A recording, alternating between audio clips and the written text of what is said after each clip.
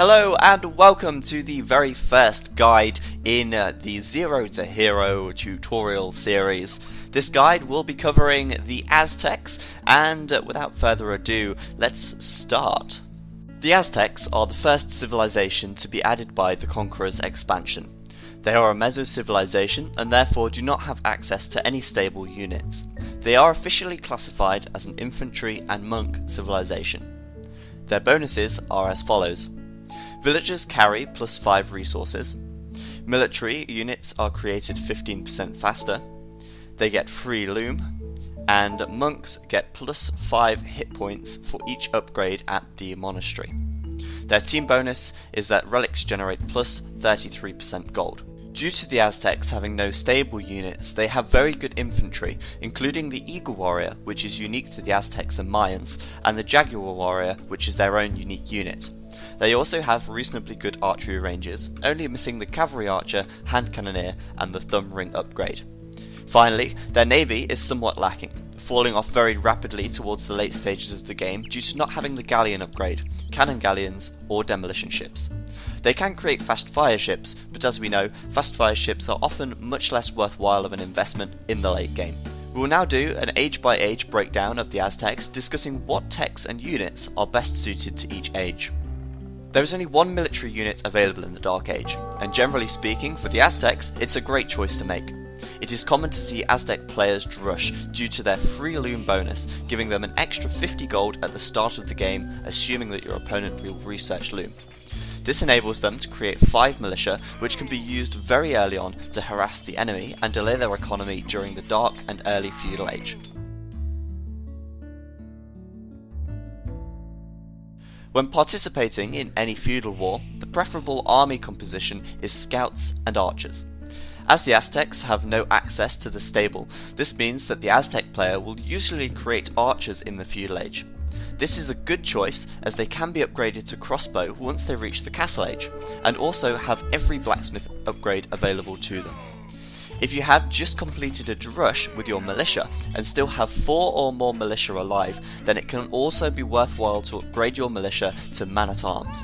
They will be able to damage villagers even further, and providing your opponent doesn't make archers, they'll also be a reasonable fighting force. Another common strategy for the Aztecs is to not make any feudal army at all, instead walling themselves in and going up to the Castle Age very quickly after completing a Dark Age rush. On the water, Aztecs are capable of making galleys very early on, and they should do so if the map is a pure water map. The intent should be to win the water as fast as possible.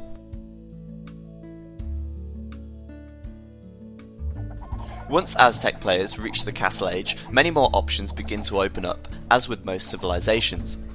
Aztecs are certainly not a powerhouse in the Castle Age. With the lack of the knight, they certainly lack some of the raiding capabilities that a lot of civilizations have. However, they can still do significant damage with crossbows, and it is common to see crossbows from Aztec players in the Castle Age. Assuming a player has already made a feudal army of archers with plus 1 attack and maybe even plus 1 defense, upgrading to crossbow is the logical choice, with the bodkin arrow upgrade available at the blacksmith straight away. It's usually not worth creating Eagle Warriors in the Castle Age. They lack a lot of upgrades at this stage of the game and will lose in a 1v1 fight against a knight. The Aztec Eagle Warriors really become powerful in the Imperial Age, which we will talk about a little later on. If you have a mainly crossbow army and your opponent is making mangonels, however, creating a couple of eagles to target the mangonels of your opponent is always a good idea. In a similar vein, if your opponent is also massing crossbows, then adding in a siege workshop and a mangonel or 2 of your own is also a great idea. If your opponent isn't paying attention to his or her army, one mangonel shot can kill many units and give you a huge advantage. Finally, for the Castle Age, monks usually not worth creating unless you're in a team game and are struggling against being raided by knights, but monks are a great counter to knights, and they can also double up to collect the relics for a great plus 33% relic gold boost, which will be invaluable to you later on in the game.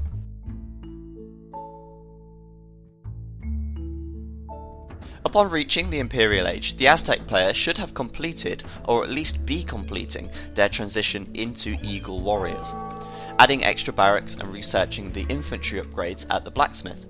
It is also essential that the Aztec player researches their unique tech, Garland Wars, which gives all infantry an extra 4 attack. The Aztecs are able to reach the Imperial Age at a good time. Their economy should be in top shape at this stage, with 3 or more town centres and plenty of economy upgrades focusing on food and gold in preparation for producing Eagle Warriors.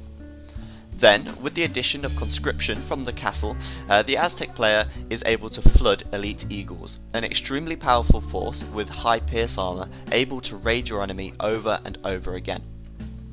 Elite Eagle Warriors are weak against the heavy infantry militia champion line, but should aim to utilise their speed and high pierce armour to repeatedly raid your opponent. This of course will only work on an open map. On more closed maps, the Aztec player has the option to upgrade their siege. The addition of some siege onagers could be devastating on closed maps and arguably a good investment provided you can find the gold. The Aztecs can also upgrade to Arbalest. With only Thumb Ring missing from the tech upgrades, they can also produce some formidable archers, which would be a great choice against any civilization making slow-moving infantry or units such as the Byzantines' Cataphract. Finally, their unique unit, the Jaguar Warrior. Not so often seen, but this unit functions very well against other infantry with high melee armour. Depending if you're focusing on archers or infantry, this unit could be a great addition if your eagles are having a tough time. On the water, there are no galleon upgrades, but the Aztecs can upgrade to fireship. This is less than ideal though, as fireships struggle against mass galleons, and it's likely that the Aztec player will lose the water at this stage unless they've already won it prior to reaching the Imperial Age.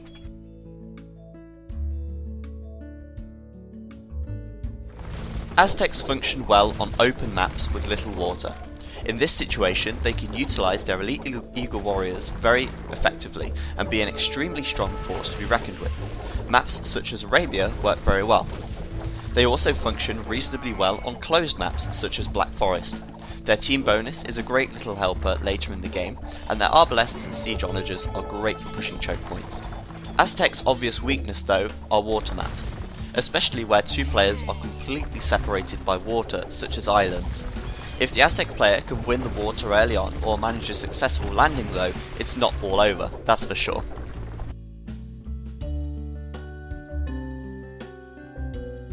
The Aztecs' main foe would be civilizations that utilise heavy cavalry and gunpowder units to a great extent.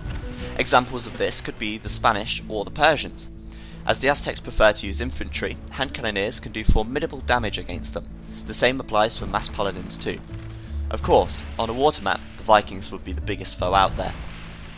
Aztecs will, however, find it easier to play against archer civilizations for the most part, and other infantry civilizations also.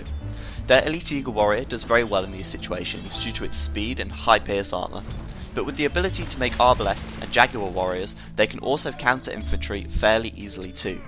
Aztecs thrive against a Goth player, for instance. What they lack in cavalry, they certainly make for in infantry, and whilst their navy is not the best, they can still hold their own until the Imperial Age.